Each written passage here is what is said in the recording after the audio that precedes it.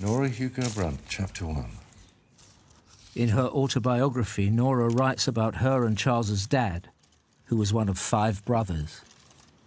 Father used to recount that when they arrived in Broadstairs, the word went round, "Look out, the dance boys have arrived." Ha!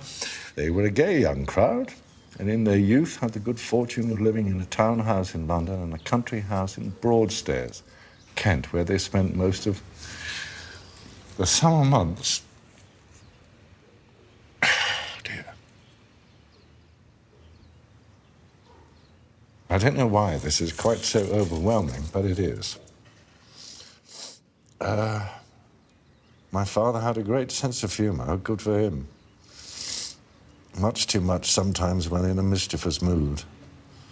Often amongst strangers, this caused me considerable embarrassment. Yeah, I think I do that to my children. He was a strong swimmer. I swim. Keen shot, fisherman, tennis and cricket player, and boxer. In fact, one could call him a pretty good all-rounder. Well, I wasn't great academically at school, but I was quite sporty, did all these things. He was tall, about 6 feet in height, broad-shouldered, ruddy complexion that goes with red hair. His eyes were greeny blue, and he liked to refer to his nose as Roman. I'm tall, I'm broad-shouldered. I have a ruddy complexion. I used to have red hair. I've got a kind of Roman nose. He was a lovable and a generous man, and slow to anger. Yeah, it takes a lot to wind me up. I mean, really, for me to have a temper, somebody has to really put my nose out of joint seriously before I lose my temper. He had a weak streak, liked to be considered a ladies' man. Well, I think that's a quality, not a fault. I think I've inherited quite a lot of that, really. Charles wants to know about his dad's life in South Africa and how he ended up returning to London and marrying his mum. Father became the electrical engineer for the little town of Humansdorp. That's right. They adored their grandchildren. So that's why they came out to South Africa. But they came back. I wonder why. In 1936, I went through the agony of having to say goodbye to my beloved parents.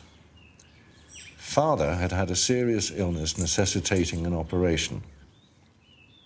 I expect, too, he never really got it out of his system that he'd fought the Boers. There was only one thing to do, return to their homeland. My mother died very shortly after she returned. Whew. That's quite something, isn't it? So, they didn't divorce. No.